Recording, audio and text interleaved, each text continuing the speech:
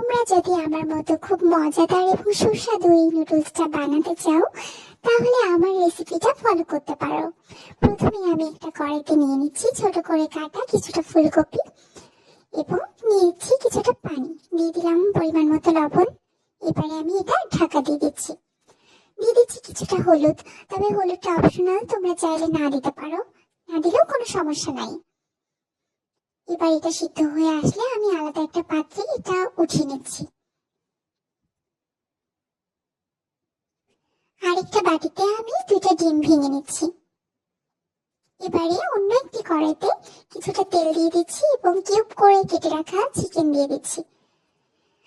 তবে চিকেনটা অপশনাল, তোমরা চাইলে শুধুমাত্র সবজি দিয়েও এই নুডলসটা রান্না করতে পারো, তবে আমার কাছে মনে হয় চিকেন দিলে এটা আরো বেশি টেস্টি হয়। এবারে আমি চিকেনের মাঝে দিয়ে দিচ্ছি আদা রসুন বাটা, দিয়ে দিচ্ছি লবণ, কিছুটা হলুদ দিচ্ছি, সামান্য পরিমাণে ধনিয়া গুঁড়া এবং খুবই সামান্য পরিমাণে জিরা গুঁড়া দিচ্ছি।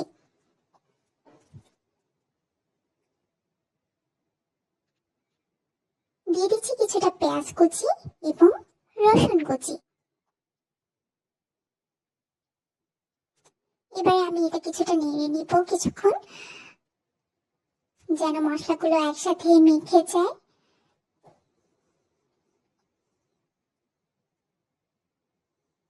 কিছুটা নেড়ে নিয়ে এবারে দিয়ে দিচ্ছি লেবুর রস। লেবুর রস দিলে চিকেনটা খেতে খুবই মজা হয় স্বাদবারে। এবারে চিকেনের মাঝে দিয়ে দিচ্ছি লাল মরিচের গুঁড়ো এবং কালো গোলমরিচের গুঁড়ো, সাদাটাও দেওয়া যাবে, যে কোনো একটা দিলেই হবে। এবারে দিচ্ছি কিছুটা চিনি এবং গরম মশলা। তোমাদের হয়তো মনে হতে পারে যে চিনি কেন, তবে ট্রাস্ট দ্য প্রসেস। আরেকটা পাত্রে এবারে আমি নুডলসটা সিদ্ধ করে নিব। এখানে আমি পানি নিয়ে নিয়েছি পরিমাণ মতো এবং লবণ দিয়ে পানিটা বলক উঠে আসলে নুডলসটা দিচ্ছি যেন ঝরঝরে হয়। তোমরা তো জানোই কিভাবে সিদ্ধ করতে হয়। এরপরে আমি আরেকটা পাত্রে ডিমটা ভেজে নিব। দিয়ে দিচ্ছি সামান্য পরিমাণ মতো লবণ। ডিমটা একটু ভেজে নিব, ডিমের সাদা অংশ এবং কুসুম যেন একসাথে মিশে যায়, সেজন্য আমি এটা কিছুটা নেড়ে দিচ্ছি।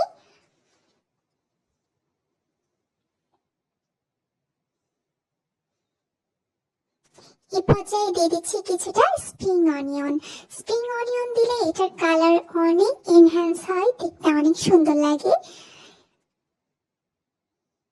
তোমরা দেখতেই পাচ্ছ এটা দেখতে অনেক সুন্দর লাগছে। তোমরা তবে চাইলে তোমরা স্প্রিং অনিয়ন না অ্যাড করলেও হবে, এটা সম্পূর্ণ অপশনাল।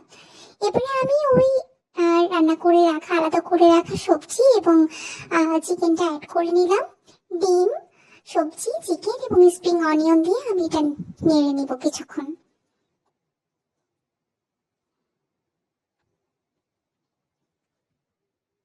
তোমরা চাইলে অন্যান্য সবজিও অ্যাড করতে পারো, কোনো সমস্যা নেই, তোমরা তোমাদের পছন্দ মতো সবজি অ্যাড করবে। আমার কাছে শুধুমাত্র ফুলকপিটাই ছিল আমার বাসায়, যার কারণে আমি শুধুমাত্র ফুলকপিটা দিয়েই আজকে নুডলসটা করছি। আরো কিছু স্প্রিং অনিয়ন দিয়ে দিচ্ছি। এবারে আমি দিয়ে দিচ্ছি কিছুটা সয়া সস, তবে এটাও অপশনাল, না দিলেও স্বাদের তেমন কোনো পরিবর্তন হবে না।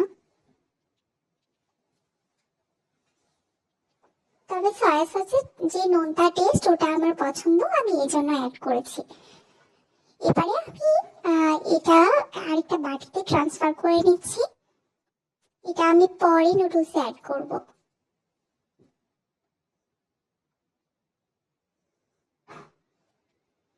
একটা বাটিতে আমি তুলে নিচ্ছি।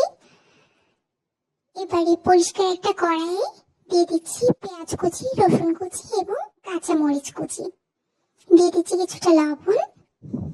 এবারে ওই সিদ্ধ করে রাখা নুডলসটা আমি অ্যাড করব, তার আগে কিছুটা নেড়ে নিচ্ছি, কারণ পেঁয়াজের যে কাঁচা গন্ধটা ওটা চলে যাবে। এরপর সিদ্ধ করা নুডলসটা আমি অ্যাড করে দিচ্ছি। দিয়ে দিচ্ছি কিছুটা লবণ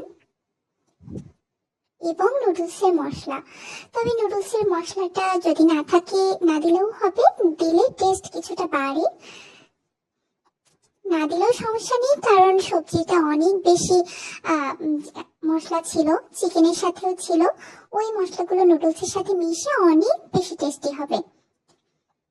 এরপরে আমি নুডলসটা এভাবে নেড়ে দেব যেন প্রত্যেকটা নুডলসের মাঝে ফ্লেভার গুলো থাকে এবং খেতে অনেক বেশি মজা হয়। তো ভালোভাবে নাড়তে হবে। প্রতিটা নুডলসের মাঝে যেন চিকেন আর সবজিগুলো ঢোকে এমন ভাবে নেড়ে দিতে হবে। এই তো হয়ে গেল রেডি, এবারে রেডি।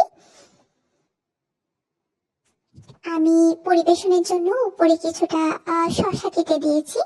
তোমরাও চাইলে শসা অ্যাড করতে পারো, এটা খেতে একসাথে খেতে কম্বিনেশনটা দারুণ, খুবই মজা লাগে। তো এই হচ্ছে আমার স্পেশাল নুডলসের রেসিপি।